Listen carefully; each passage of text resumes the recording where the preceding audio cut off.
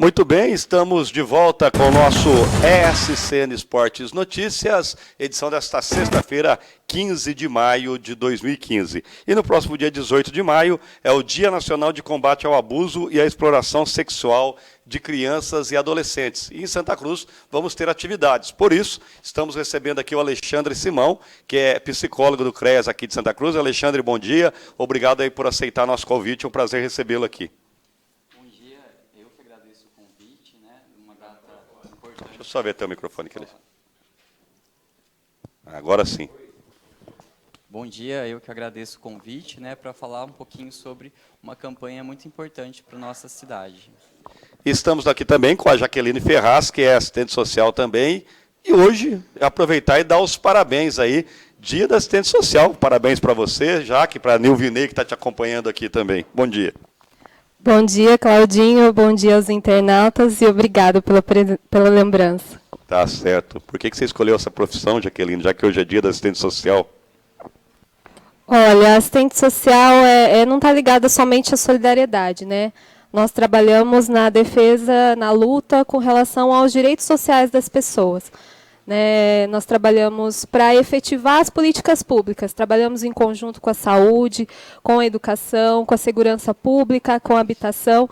Então, é efetivar os direitos sociais das pessoas mesmo. Nossa luta é constante, nós temos várias leis que nos embasam, então não é somente a solidariedade, mas sim reconhecer todos os direitos do ser humano. Tá certo. E num dia como hoje, vocês têm o que comemorar? Vocês são valorizadas, Jaqueline? Sim, nós somos valorizados. É claro que cada categoria tem que se organizar para ir em busca de uma valorização não somente salarial, mas em termos de condições de trabalho, gestores que nos apoiem em nosso trabalho também. Mas, graças a Deus, nós contamos com equipes, não só formadas por assistentes sociais, mas psicólogos, pedagogos, que vêm só complementar o nosso trabalho. Legal. E no dia 18 de maio é o Dia Nacional de Combate ao Abuso e à Exploração Sexual de Crianças e Adolescentes. O que vocês prepararam aqui para Santa Cruz, Jaque? Bom, o CREAS, através da Secretaria de Assistência Social, desde o ano de 2012, desenvolve a campanha do Faça Bonito. É uma campanha nacional, dia 18 de maio, Dia Nacional de Combate ao Abuso e Exploração Sexual de Crianças e Adolescentes. Dia 18 de maio, uma segunda-feira, a gente vai estar organizando uma passeata, envolvendo as escolas, as entidades sociais. E antes mesmo dessa passeata, durante a semana, nós fomos até as escolas e as entidades também, para fazer a conscientização e ofertar o material de apoio para que cada unidade pudesse trabalhar com relação a esse tema. A gente sabe que é um tema delicado, frágil, mas a gente tem que falar sobre o assunto, porque acontecem, Não é somente aqui em Santa Cruz, cidades pequenas ou cidades grandes, esses casos realmente acontecem e a gente tem que desmistificar um pouco essa realidade. Levar um pouquinho até as vítimas que eles tenham onde realizar as denúncias, que eles tenham os direitos deles a serem garantidos. Então, nós temos que falar sobre o assunto para poder conscientizar a população no sentido de prevenir essas ocasiões. Alexandre, eu estou vendo no flyer de vocês aqui da divulgação que tem duas perguntas aqui. A primeira, o que é a violência sexual? O que é a violência sexual? Bom, a violência sexual, enquanto criança e adolescente, ela é classificada em abuso e a exploração. O abuso, ele pode ser de forma sensorial, onde a criança ela vai receber algum estímulo por parte, às vezes, de conversas erotizadas, ela pode ser colocada para ver alguns filmes, por alguém da família ou alguma outra pessoa, e o ato sexual em si, que aí vem desde de forçar, às vezes, uma masturbação, também tem a questão do ato sexual em si relacionado ao sexo anal, vaginal, oral. Então, isso define o que é o abuso. E pode ser praticado tanto por pessoas adultas ou então por próprios adolescentes também. A gente caracteriza que se tiver umas 5 anos a mais do que a criança, já caracteriza um abuso. E a exploração é mediante ao recebimento de algum valor, pelo fato de estar sendo abusado, explorado. E as consequências para a vida de uma criança, um adolescente, ao sofrer um abuso ou uma exploração, Alexandre? São muitas, né? É bem complexo, na verdade, isso daí, porque às vezes a criança ou adolescente, quando elas estão sendo vítimas, às vezes elas demoram anos para falar que realmente estão sendo vítimas desse tipo de violência, devido a muitas questões, né? A questão cultural, que eles têm medo de que possa vir a acontecer, né? Geralmente são pessoas muito próximas, né? Estatísticas, na verdade, provam que, geralmente, a gente sempre, quando fala em agressor, às vezes a gente imagina alguém de fora que vai vir e vai violentar essa criança ou adolescente. Mas, infelizmente, 80%, 90% dos casos são pessoas próximas. E aí, às vezes, eles têm medo de falar e eles não serem levados em consideração. Acham que, às vezes, vai ser mentira que isso possa estar acontecendo. Por isso que é difícil se falar um pouco dessa questão, dessa temática, né?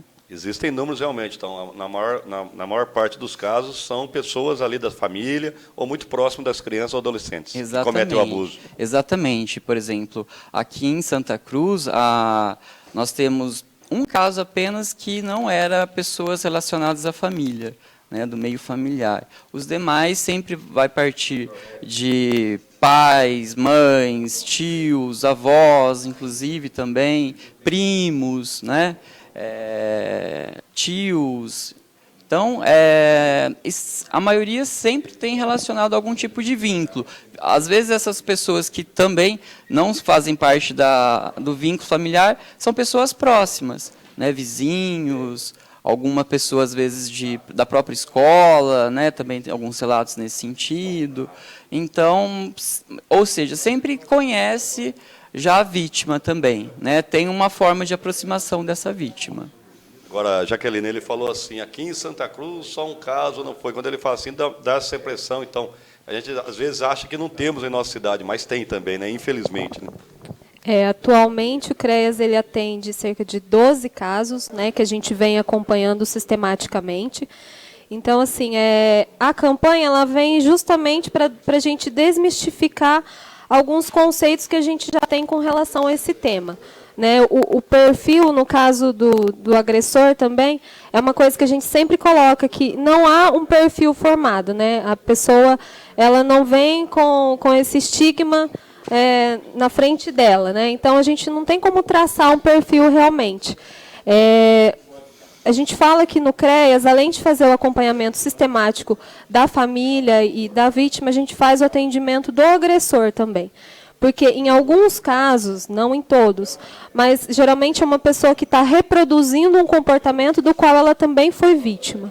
Então, o CREAS ele intervém dando todo o apoio psicológico para o agressor, o apoio jurídico, quando é necessário, justamente com o objetivo de romper com esse ciclo de violência, para que ele não continue reproduzindo aquele fato. As redes sociais, Alexandre, acabam também sendo uma arma aí para as pessoas que querem, de repente, aí, seduzir, querem se aproximar de crianças ou adolescentes, né? Com certeza. Hoje em dia, né, através das redes sociais, é importante os pais, inclusive, estar participando, né, sabendo, acompanhando o perfil desse filho, né, ou filha, porque realmente já tem as pessoas que conseguem identificar quem seriam as possíveis vítimas, mais fácil deles atuarem, né? Às vezes a pessoa, questão de fotos, às vezes são chamativas, né? Que às vezes a criança não tem essa percepção de que talvez uma foto possa, né, instigar algumas outras pessoas. Porque a partir do momento que você colocou uma foto, uma frase, isso vai ser compartilhado, qualquer pessoa vai ter acesso. E pode ser uma forma, né, de que aí eles vão começar a aproximar, eles vão começar a conversar e vai querer, às vezes, compartilhar fotos, né? E só o fato de estar compartilhando fotos, às vezes envia a foto para essa pessoa, para esse agressor, e esse agressor, às vezes, vai compartilhar em redes relacionadas com essa questão de pedofilia, e ele acaba, inclusive, às vezes, tendo, aí já entra da questão da exploração também. Ô, Alexandre, o que leva, eu sei que deve ser cada caso um caso, cada caso tem a sua particularidade, o que leva um adulto a abusar de uma criança? É doença, é caráter, o que explica? Na verdade, né, a pedofilia em si, ele é um transtorno mesmo, né? Ela é classificado dentro da classificação internacional lá de doenças, tem o transtorno relacionado à questão da pedofilia. Então, mas assim, pode ser de forma, às vezes, da pessoa mesmo, pode, que nem a Jaqueline já comentou, o fato de, às vezes, ela ter sido vítima lá na sua infância, sua adolescência, às vezes ela acaba reproduzindo. O ciclo de violências, eles acabam sempre sendo uma reprodução, às vezes, né? Necessariamente, não só dessa questão de caráter. É importante colocar também que o pedófilo nem sempre ele vai reproduzir aquele comportamento. Nem sempre ele vai reproduzir. Então, ele pode ter o transtorno enquanto pedófilo, porém, não necessariamente ele vai fazer o abuso, né? Às vezes ele vai ter só a intenção, né? Às vezes ele só vai começar a entrar na internet, buscar algumas fotos de criança, mas propriamente dito, né, de chegar, agredir, violentar uma outra pessoa, às vezes ele não. Então, às vezes, muitas dessas pessoas que reconhecem que tem né, essa vontade de praticar sexo ou ver pessoas com crianças e adolescentes, às vezes eles precisam ser acompanhados. Não necessariamente eles estão praticando, mas eles estão vendo, que também acaba sendo, né, uma forma, mas eles podem buscar ajuda também. Por isso é importante a conscientização envolvendo as escolas, porque é o lugar onde as crianças e adolescentes mais permanecem. E é uma porta de entrada importante, além da saúde também, através dos postos de saúde, os agentes de saúde. Nas escolas, as crianças elas têm a oportunidade de verbalizar aquilo para os professores, para a direção. Por isso é importante a conscientização dessas outras políticas públicas também, porque todos eles são portas de entrada de denúncia. E o CREAS ele vem para centralizar essas informações e acompanhar as providências que são necessárias, né, através dos órgãos competentes. Então, por isso o CREAS vem encabeçando essa campanha, né, mas no sentido de envolver todas as políticas públicas, o Conselho Tutelar, Delegacia, que são os órgãos competentes que vão acompanhar esses casos. É importante a gente colocar aqui também que no dia 18 de maio, também na passeata, o CAPS vai estar presente. Dia 18 de maio também é o dia da luta antimanicomial. O CAPS já realizava essas passeatas, então o CREAS ele veio, né, para juntar com essa passeata do CAPS, que eles já realizavam. Nesse dia, eles também fazem a alusão a esse dia. Então, a gente só separa por faixas, né, mas vale a conscientização, aí vale a iniciativa, né? Alexandre, você falou numa de suas respostas que, às vezes, a criança demora para contar para o seu pai, para a sua mãe ou para o seu responsável que está sofrendo um abuso. Mas, se as pessoas prestarem atenção, principalmente as pessoas que estão ligadas a essa criança, ela já começa a demonstrar, ela passa a ter uma mudança de comportamento, né? Sim, existem.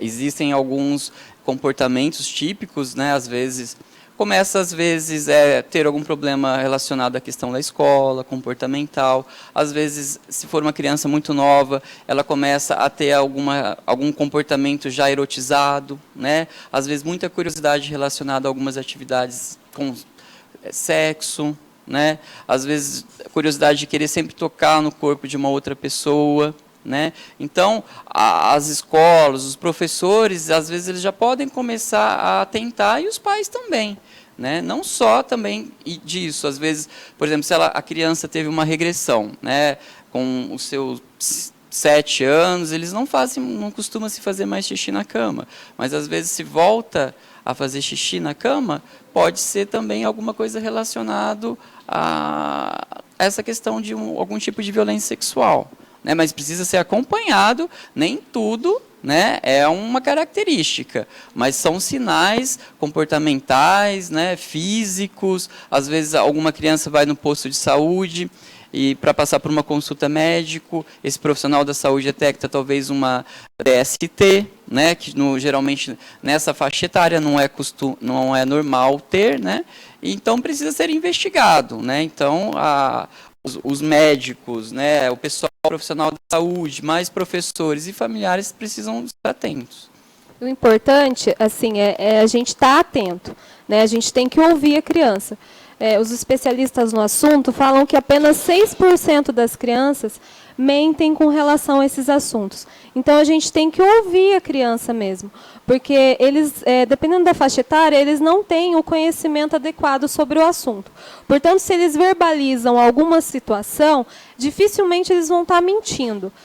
E também, mesmo que não tenha acontecido a questão do abuso, se ele tem alguma fala erotizada, alguma fala relacionada ao sexo, alguma coisa está acontecendo, né? Então, vale a atenção. Tá certo. Repete a programação para segunda-feira, então, Jaque. Dia 18 de maio, então, na paróquia São Benedito, nós vamos estar fazendo a concentração a partir das 13 horas. Né? A gente vai contar com a fanfarra do SESI, também vai ter a percussão da COGELC, a participação de escolas, entidades, CREAS, CRAS. Nós vamos estar fazendo o percurso ali da Conselheiro Dantas, depois a Avenida Tiradentes, e nós vamos chegar até a Praça Deputado Leônidas Camarinha, onde a gente vai estar encerrando com um percurso de atividades culturais, ali em frente à Prefeitura. Obrigado, Jaque. Mais uma vez, parabéns pelo seu dia. Obrigada. Obrigado, Alexandre. Até a próxima. Obrigado a vocês. Intervalo rapidinho, a gente volta já.